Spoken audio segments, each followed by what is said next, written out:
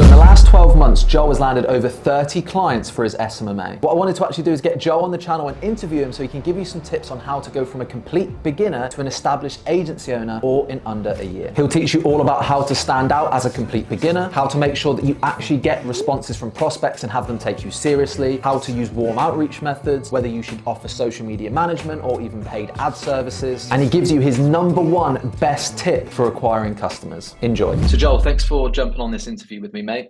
First question for you. Why don't you just take us back to the beginning, before you started your SMMA journey? What led you to get into SMMA and what were you doing beforehand? Yeah, so I think, just kind of casting my mind back like 18 months ago or so to when I actually, decided to take social media marketing seriously. I was actually working a full-time job at the time, and I've been doing so for about 8 years since finishing university. I took like the typical route, like had a job, worked my way up, worked for a few different companies, but I always knew I kind of wanted to do something on my own. But I'd never really invested anything kind of in myself. But I had done a few little bits on the side. So like I'd set up some websites for like local businesses and things like that. But it wasn't really enough as like a side hustle, something that I could kind of do full time. So essentially about 18 months ago, I was just on YouTube looking at different ways that, actually I want to give it another go, right? I don't want to be stuck in this 9-to-5 world forever kind of thing. So let me see, there's obviously young people out there making money online. I thought, well, if these people can do it kind of things, there must be an opportunity for me. And that's when I came across your content, Brad. It kind of really resonated with me. I think it was because you're from the UK, you've got a similar accent to me. It's kind of like when you see someone that's quite similar to you and you think, oh, actually, wait a minute. There's somebody here,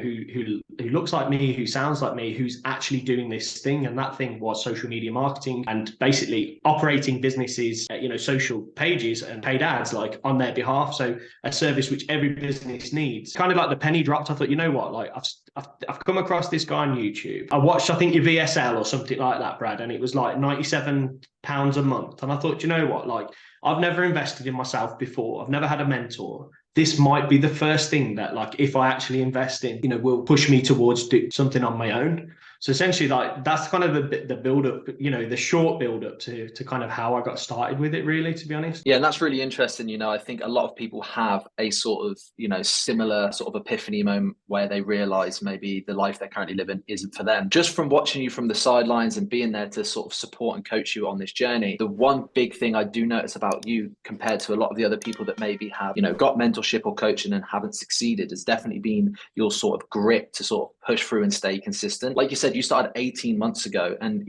I've seen your journey. I've watched it from the sidelines. You've had a lot of tribulations, you've learned a lot of lessons, and obviously that's extremely important. You hear a lot of people, right now saying things like, SMA is too saturated, so I'm not going to get into it, or maybe, oh, I don't have any results, this isn't going to work for me, so I'm not even going to start. What sort of advice would you give to those people that maybe have got those limiting beliefs that I assume you had back in the day as well, but your grit allowed you to get through? What kind of advice would you give to those people? Because I do think there's a lot of people in your situation from 18 months ago that could be in your position 18 months from now, but that limiting belief is holding them back. So yeah, what advice would you give to those people? Yeah, man, awesome question, Brad. And I think a lot of what I recommend is more so like what applies to me, if that makes sense. I can give advice, I can come on here and kind of say what I think other people should do, but really that's kind of based on like the experiences that I'd already been up through, like up until that point. So just to kind of give some context there, really. I'll tell you what happens, Brad, right? And I'd been there myself. Like when I was 18, 19, 20, I wanted to start my own business as well. Back then, there wasn't as many opportunities, and I'm 30 now, just to give your audience some context. So like 10 years ago, there wasn't these opportunities, but I was like buying and selling things on eBay. That was like the done thing back then. And, I wasn't able to, generate like a consistent profit from that and be able to do that full time, even though it was like my little side hustle when I was like in university and stuff like that. So what ended up happening to me is I ended up graduating university at 22 and went and worked in the corporate world for 8 years, doing everything from like debt collection to call centers to, like corporate sales. And it's really there that I kind of built a foundation of skills, not necessarily like business acumen skills, but all of those skills that I was able to like transfer into this business, like, customer service, being able to speak to people over the phone and that, all those types of things. So I kind of had those things stacked on top as a foundation. So when I started this, and I know you talk about grit there, like for me, all I thought in the beginning was, if I just keep going, like eventually I'll get my first client. That was my mindset from the beginning. It was funny because 5 days after I took your online course is the day I did the first piece of outreach, which I know a lot of people wait like 3 months, 6 months, 12 months before they ever take that first step. And then after I took that first step, it took me 50 days to sign my first client. So it's 55 days in total after that initial investment. And the reason why I kept on going is because I had a really painful situation, which was like this 9 to 5 job that I fucking hated. We'd been sent home like from COVID, so we were working at home at the time. And I just thought to myself, like, if I'm going to put all of my time and effort, 9 to 5, like 8 hours a day into this company on their laptop, why can't I sit on my own laptop and work from 9 to 5, commit that 8 hours a day to actually making a difference, like in my life? It's almost like this saying, which is pick your poison. You can have the pain of bearing 50 days of outreach with no clients, which most people give up within that time frame, or you can kind of bear the pain of living a 9 to 5, like could be 8 years, could be 60, right? That was kind of my pain thresholds, essentially, like the pain that I was dealing with. Like I'd done 8 years in corporate. I was set up for another 60 years doing that. So I wanted to change, and it was a lot more painful for me to kind of continue to do that than it was to just sit every single day and do that outreach. Yeah, for sure. I mean, I can relate to that massively. And I do think there is, like you said, there's a lot of similarities between our journey. It's just I started a few years before. That was exactly the position I was in. I was already in a position where I was at university. I hated my job, and it's like, I have to get out of this. And, outreach. The funny thing is it's like the most boring thing. Like, let's just be honest. It's boring. But if you don't do that, it's basically the start of the snowball rolling down the hill. You can't get responses, book meetings, learn systems, sales, service delivery if you don't initially do that outreach. And a lot of people, I think, get so concerned that, maybe they're not going to get responses and things like that. And the truth is, you might not in the beginning. The fact that you stayed consistent for 50 days is the reason that you did. If you quit on day 44, you wouldn't have got, you might not have ever landed a client. And I always say to people, it's like, if you're not getting responses, the system works. Cold email works, Upwork works, everything works. If it's not working for you, it just means you've got to change something. It doesn't mean it doesn't work. It just means the way that you're doing it. So if you just stay consistent for a long enough period of time, you pivot, you make improvements and changes, that client will come. I just think that a lot of people give up. And like when you say 50 days, it's not even that long term. Like, I'm sure if I said to you now it's going to take you 12 months to get your first client, you'd still be doing it 12 months down the line. I think for people, the value they can take away from this is like, use your current situation as the pain to push you forward, and also understand that if you stay consistent and make changes, you're a lot more likely to get results. But that sort of takes me on to the next question that I've got written down here, which is obviously, you got your journey started by using warm outreach methods like Upwork. I touched on it just a second ago as well. One of the big objections people have, I had this thought, I don't have any results. Why would anybody respond to me? How did you deal with that situation? Because you didn't have any results, right, initially to get you off the ground, but I know you did a lot to help yourself stand out. So is there any value you can give to people there on what you did, having 0 earnings on the platform, 0 testimonials, 0 results? How did you get that first client? What did you do to stand out? Yeah, cool, man. Glad you asked that one, Brad. And the answer that I'll give, like, is probably not the answer that most people want to hear. Is it all starts like with the mindset. And I know that word is like thrown around like airy fairy. Like people say, oh, mindset this, mindset that. And to be honest, like people are sick of hearing that. They think, oh, I don't want to hear about mindset.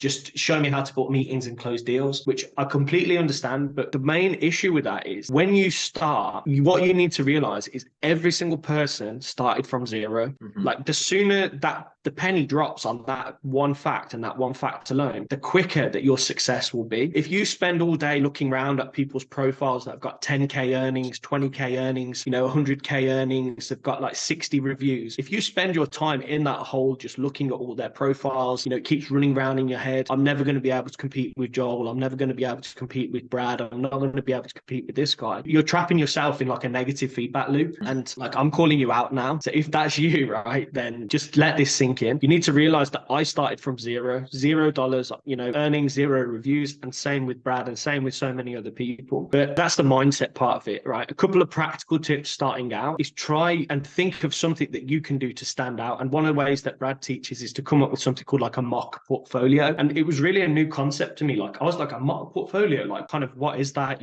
How does that work? Well, I started offering social media management services to start with. I'm sure we'll touch on that in a minute, Brad. But essentially, if you're going to go to to a business and say, hey, I can help you with your social media, or you're going to make a proposal and say, I can help you with this particular job that you're looking for help with, but then you've got nothing to show for it, it kind of makes it pretty difficult for that business owner to make a decision on you. So what you need to do, which is exactly what I did, was find a way that you can create some kind of mock portfolio. And it goes for anything you're doing online, because it's really easy to do. First of all, that's one of the main reasons you should do it. You've got tools like canva.com. Most of you guys will be familiar with that. If not, they've got hundreds and thousands of templates that you can use. Essentially, go on to canva.com, find a local business within your area. It could be a dentist, it could be an accountant, it could be a little bakery, it could be, basically you go to the cafe. You don't even need to ask them, right? Just go on their website, pull off their logo and create 6 social media posts for them, and then essentially put that in your portfolio as sample posts. Pro tip, right? If you actually want to send that over to the local cafe or local business, you might even,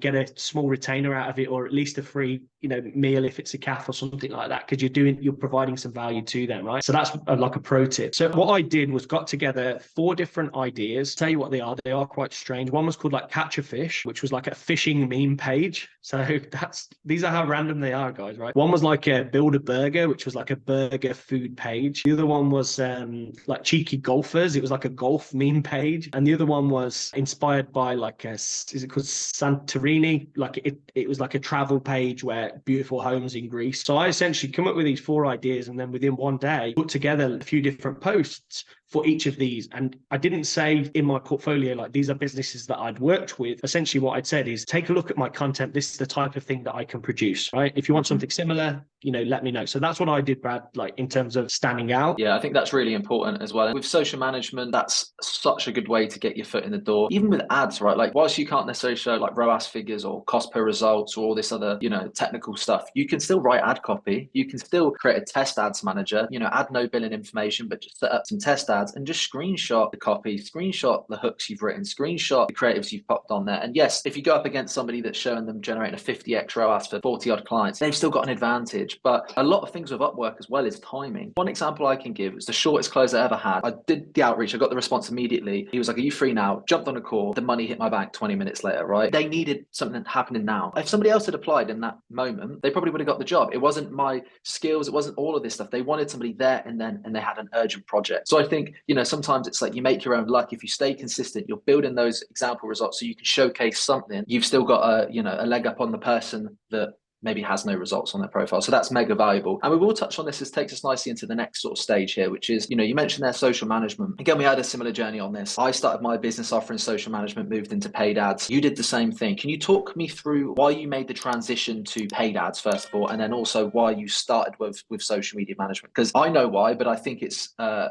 really good tip for a lot of people to maybe take a similar approach. So yeah, can you talk me through why you decided to take that journey? Yeah, so first point is social media advertising. So I'm talking everything from paid ads, where you're managing a client's ad spend, is a lot more lucrative to like a business owner or an agency owner. And it's not just because of like performance deals, that's part of it, retainer deals, that's part of it. But the real reason is that you can provide a measurable ROI or a measurable return on investment for the business. And when you're able to do that effectively, if you can help a business, take 5,000 in ad spend and turn that into 25,000, 30,000 in sales, they're effectively going to keep you on for, as long as you're helping them to keep that money. Also, it allows you to charge those higher fees because there is that measurable ROI. Whereas like on the social media management side of things, it's more of like a convenience offer. Every business needs someone to be posting regularly. But even in my experience, Brad, I've had clients where we've done a great work for them, but after 1 month, they just kind of pull the plug and say they can't afford it. So that's the main reason for the transition. Yeah, it makes sense. And how come then, why did you start with social management over paid ads? And also, why do you think that could be maybe a good entry-level service for perhaps somebody that's just starting out? I think the main reason why I started with the management was actually like the core foundations was like the confidence side of things. Like I wasn't confident enough to be able to like deliver results. I didn't know like you could essentially like hire a media buyer or hire like a white label partner who was able to like get fantastic results for you straight out the gate. Whereas on the other hand, like I did know how to use Canva. I did know how to find someone, who could do some design work for me. The real reason like was essentially, I just wasn't confident in doing it to start with. But what came out of that was a really great experience. A low barrier to entry, you can pick up clients that are spending between like $350 and $1,000 per month. The mid range is like 500 to 800 a month or something like that. So it's a low barrier of entry. You can kind of get experience, get the practice in with dealing with clients. And generally, if you set up good systems, it's quite a hands-off approach to, running an agency. I found in my experience. So, once everything's set up and once you've done a batch of content and everything's been scheduled out, you're not having any contact really with that client, apart from maybe you're going to do a weekly report. But I just usually do like a monthly check-in. So you'll work for like 10 days, getting all the designs, revisions done. And then for 20 days, you won't speak to that client until the same time next month. So it's really easy to manage like multiple clients using that method. So yeah, that was kind of my journey with that. And I completely agree. They're almost two different business models. Media buy-in, Facebook ad management, Google ad management. You need to check the ads regularly, ideally daily. You need to check the ads, the reporting, because you're spending clients' ad dollars. There's more of a push on the reporting. I've had a lot of social media management clients. I've got one client now that's been with me, we're in our 4th year now, and we've been doing social management the whole way through. I make a joke about this. We didn't communicate in 2022, not once. It's mental, right? But we've been doing it for so long. They like the type of posts that we make. It's like a convenience offer. They're not spending ad dollar. They just leave you to it. So I find with management, sometimes you can either have really fantastic retention or sometimes the retention isn't great. But I agree with you. It's a really good low barrier to entry. Anybody can learn how to write captions, schedule content, and use Canva to create designs. A couple of hours on YouTube, you can learn how to do that. And in theory, you could offer social management. Learning how to become a media buyer, run paid ads successfully, write copy, scale ad accounts is a bit more of a difficult skill. So whilst the retainers higher, it's almost like a slight transition, and I went on that same journey, so I can completely relate to that. So on to the next thing here. Another strength that I've seen you had from the sidelines is I think you're a very, very honest guy. And I think whether that's as a friend, whether that's as a mentor to somebody, being honest is really one of the most important things that you can be, especially right now as well in the current space we're in the SMMA industry. You only have to go on YouTube to see everybody shit on everybody else, or trying to push everyone else down to get on top of the next person.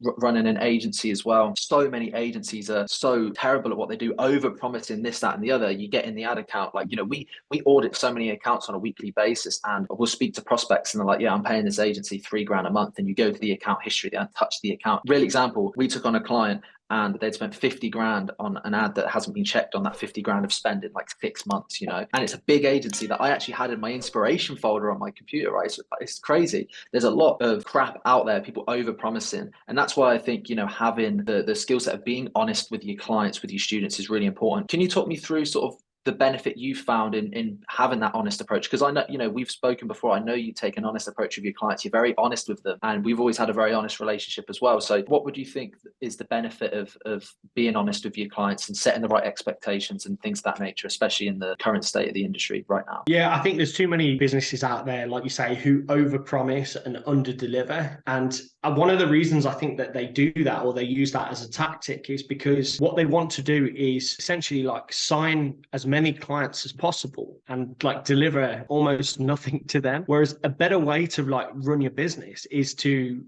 when you jump on a call with that prospect or with the business owner, if there isn't something that's quite right with their business, is to call them out on it, right? And not be scared of having those difficult conversations with your clients. At the end of the day, when you jump on a Zoom call with a client, it's just like one person to one business owner to another business owner, right? Take social media management, right? Oh, well, I'm going to be paying you, £800 per month to run my social media. I want to be getting back at least 5 to 10x return on investment from your social media management. You could just say, yeah, John, no worries. In 3 months' time, yeah, I'm sure you'll be making 4,000 or 5,000, loads of inbound inquiries coming from your social media posts. You will sign that client, you will sign John, but he'll leave after the first month. Whereas what I would do is turn around to John and say, look, John, it doesn't work like that. Social media is a long-term play. It's about building up your page to be a digital asset that's going to serve you long-term. If your potential customer is looking you up on social media, John, and they come across a page that hasn't posted since 2019, how do you think that's going to look? What would they be thinking? They'd be thinking that this business is dead.